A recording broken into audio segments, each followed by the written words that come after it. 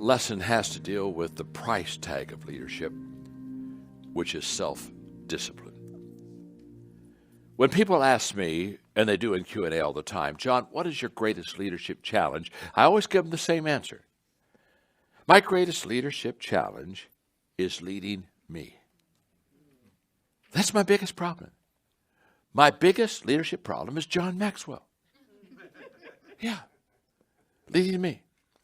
See, it's much easier to lead you. My gosh, I'm teaching you these lessons on developing the leader within you. It's so easy to lay out these thoughts, these ideas, give you these steps to do it. It's so good. And then when I'm done, I leave you. It's just wonderful. Good luck. See, it's easier to teach what I know than it is to live what I know. Teaching is easy. Living it, it's more difficult. And that's where self-discipline comes into play. In my book, Intentional Living, and when I teach it, one of the things I do for people is I give them a visual. And this is a visual that works for intentional living, but it's a terrific visual for self-discipline. I always do this.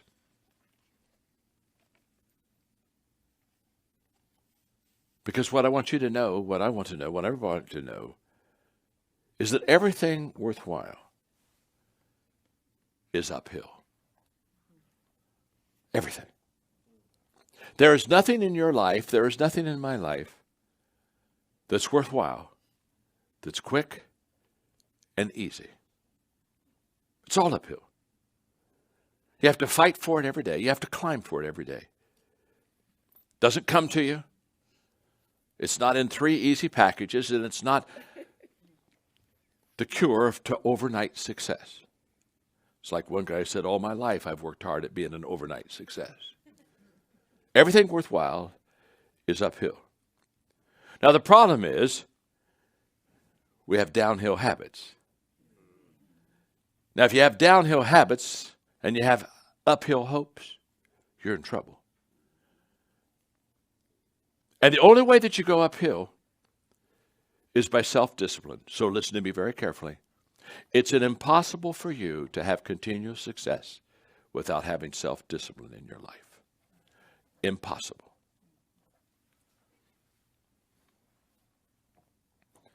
And my greatest challenge as a leader is your greatest challenge as a leader. And that is every day keeping people climbing. Because they don't want to climb. They want to coast to success. Huh? Are you with me? They want it to come to them. They treat it like the lottery. And they just kind of hope that if they're at the right place at the right time, something wonderful will happen to them. It won't. Everything worthwhile is uphill. All the way, not partially uphill. And the challenge that we all have is we don't mind climbing uphill for 3 or 4 days, as long as we can coast for a couple. I deserve a break. I deserve a break. I deserve a break. See, what you don't understand is 4 days of climbing is wiped out with 1 day of coasting. And you're back to the same place that you were. And you wonder why you're not being successful. It's faster downhill than it is uphill. It's easier downhill than it is uphill. It's quicker downhill than it is uphill. And so what happens is we have a lot of good uphill days, but we have a few downhill days, and the few downhill days cancel out all the uphill days. So people ask me all the time, they'll say, Are you writing another book? Yeah. I'm always writing another book. In fact, I'm always writing 3 books. I'm creating one, writing one, and finishing one. Well, do you do that all the time? Every day. Honest to God, I've never had a book write itself. It would be nice if I can figure it out. I'm going to buy into that program. No. I've got to write every one of those suckers. And I love people who say, well, how do you do that? With a legal pad and a pen. One word at a time.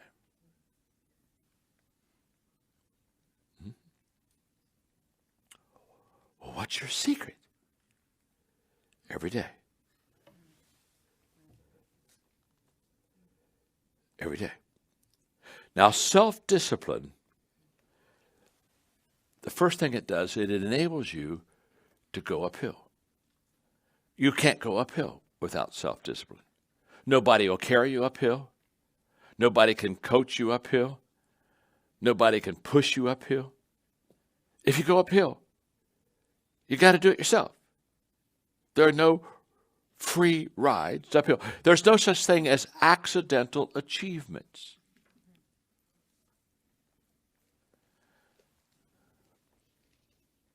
It's the bridge. Self-discipline is the bridge between good intentions and good actions. Good intentions is on one side of the water, and good actions is on the other side. And the bridge is self-discipline that takes our good intentions and turns them into good actions. And the question is my attitude about self-discipline, is it a tunnel or is it a bridge? If it's a tunnel, then self-discipline is heavy. Because it's always about what I'm going through. Well, I'm going through this. Well, I'm going through this. I'm going through. There's a difference between going through something and going to something. When you're going to something, you're on the bridge. When you're going through something, you're on the end of the tunnel, in a tunnel, hoping there's some light at the end of the tunnel. So if self-discipline is a heavy thing for you, it's a hard thing for you. But if self-discipline is a journey for you, it's easier for you. Is it a bridge or is it a tunnel? Am I going through it? Oh, I hope I get there. Or am I going to it? Secondly, self-discipline is the difference between temporary success and sustained success. Because the uphill journey is all the way. You don't get flat land and you don't get down land. It's just all up land. And so the core of all success principles is, the core of it is self-discipline. Most people want what I call a quick fix. Okay, John, okay. Talk to me. Help me out here. What's the quickest way for me to be very wealthy, highly influential, and very successful in life? Just cut out just give me just straight, quick, fast, easy way. There's no such thing. It's uphill all the way. And self-discipline is the vehicle that gets you there. Listen to me carefully. There is nothing I can do for an undisciplined person to make them successful. And the quicker you understand that and quit working with those kind of people, they'll wear you out. What have you done for me lately? Can't you carry me for a while? I don't want to carry you. I want to throw you off the bridge. The only energy I want to exert with you is throwing you down. Have no desire to. It's the pay now, play later scenario. You either pay now, that's what my father taught me, and then you get to play later. Or you can play now and you pay later. But you're going to pay. Do you want to pay on the front end or do you want to pay on the back end? If you pay on the front end, the cost is less than the back end. Every day you delay the payment gets at greater level. Number 3, self-discipline makes habit your servant instead of your master. Now, habit becomes your servant, not your master, once you understand self-discipline, habit begins to serve you instead of you serving it. Now, we talked about uphill hopes, downhill habits. Are you with me? So let me on the screen, let me show you the difference between uphill climbing and downhill sliding. See, on uphill climbing, everything worthwhile is uphill. Can I tell you on downhill slide? Nothing worthwhile. There's nothing worthwhile. If you're going uphill, you get wins, you get losses downhill. If you're uphill, you're preparing. If you're going downhill, you're repairing. I know people every day, they just repair. They just are fixing yesterday every day. High morale is uphill climbing. Low morale is in downhill sliding. You get high self-respect if you climb uphill. Low self-respect if you're going downhill. Self-improvement uphill. No improvement downhill. You're purposeful uphill, you're aimless downhill, you're fulfilled uphill, you're empty downhill, you're making a difference uphill, you're not making any difference downhill, you're intentional in your actions uphill, you're got just good intentions on downhill. Wow. Now, all of this uphill climbing can be described in the phrase self-discipline. Again, it takes a highly self-disciplined person to uphill climb. And only self-discipline will get you there. Now, okay, let's talk about emotions for a moment, because we all have them. We're all emotional creatures. Emotions are a wonderful thing. I love emotions. They allow me to express a lot of things to a lot of people. So I'm not anti-emotions, but let me say something. Emotions without thinking is downhill. You show me a person that's emotional, that doesn't think, and they only got one way to go, downhill. And emotions with wrong thinking is downhill. And if you put emotions above thinking, it's downhill. So how do you get uphill? That's when you have emotions, but with right thinking. Because when you think right, your thinking will always trump your feelings. They always will. Not in the beginning. So you got to give people time to work through that. In the beginning, it's emotional. We feel that, well, my gosh, it's wrong, and I'm mad about that. Or what? It's okay. It's okay. There's nothing wrong with that. Here's what I say. Let your emotions emote for the first few hours. But then let thinking come into your life. You with me? And if thinking doesn't come in your life, there's no uphill to it. Self-discipline, number 4, is most easily developed in your strengths and in your passion.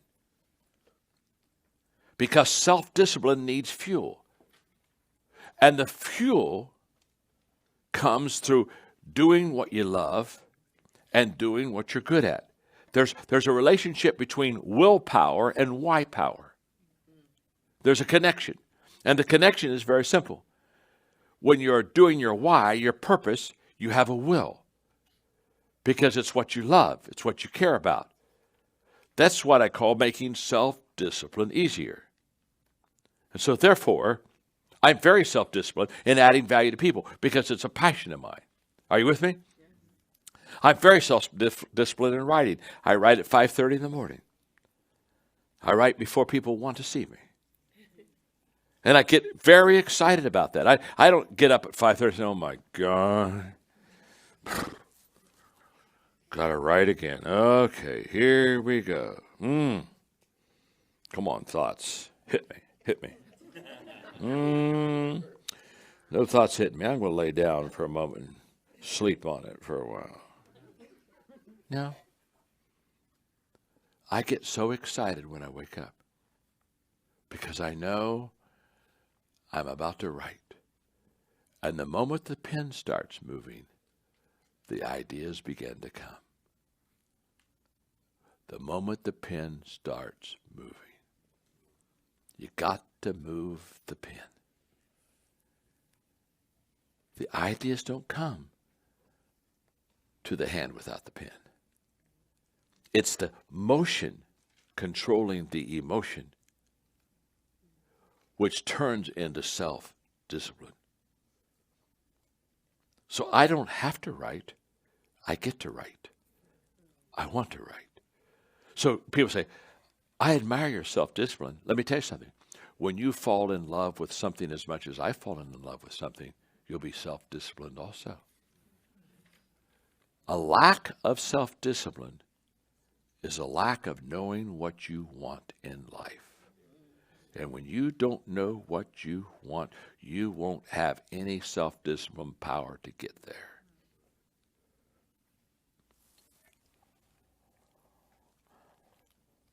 Self-discipline, number 5, makes consistency possible, and consistency compounds.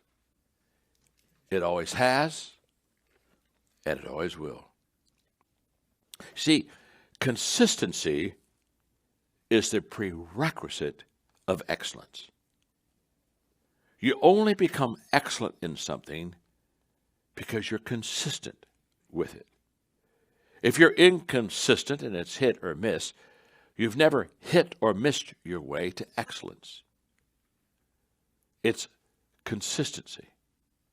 And consistency reinforces the vision that you have and the values that you have. People do what people see. So when you're consistent with that, people see you doing it, and it becomes a value in there because leadership is highly visual. People do what people see. And consistency establishes your reputation. You get a reputation by doing the same thing extremely well. Wow. And that consistency provides security for other people because they now know they can depend on you. If you've been good in the past and you're good in the present, there are pretty good odds that you'll be good in the future. It's that consistency that brings security to people when they say, wow, as a leader, I can depend upon you. And when you do all those things and put them together, consistency compounds. And so here's what I mean. I've been speaking like I'm speaking now, not as well, but I've been speaking for 50 years. Okay? For 50 years. So people, they watch me teach. And they said, John, God, you're such an incredible communicator. You just sit on a stool and drink your water, suck a cough drop, laugh and talk and walk around and sit down with us.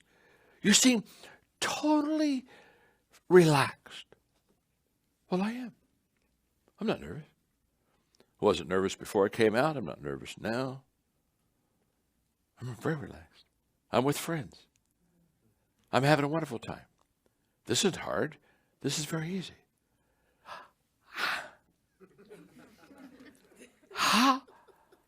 What's the secret?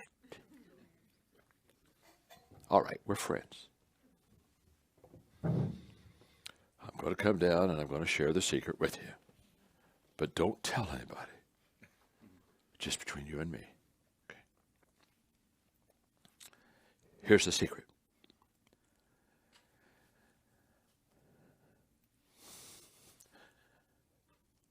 I've done this 12,000 times.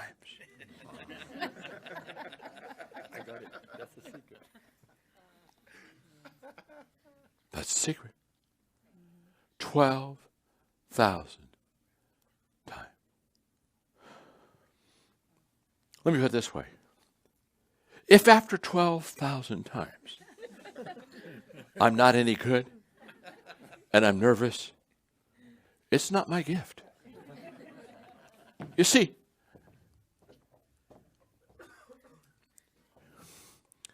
we miss consistency because in the beginning we count it one at a time. And we're so obsessed with 2, 3, 4, 5, 6, 7. All right, 8. I've done this 8 times. 8.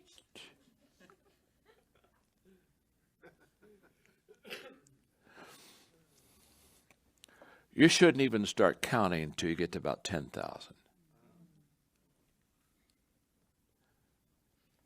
It compounds. Writing the same way. I shared with you. It was my 7th book when I got good at writing. 7 books. The first 6 books, people weren't saying to me, when are you going to write another book? When's your next book coming out? They're saying, oh my God, he wrote another one? Oh, I wonder how long he's going to do that. The first 6 books, only my mother bought the books. Get the picture. Training, I've been doing it for 39 years. Writing, I've been doing for 38 years. Providing resources, I've been doing for 35 years. Self-discipline allows every day to count, and self-discipline allows every day to compound.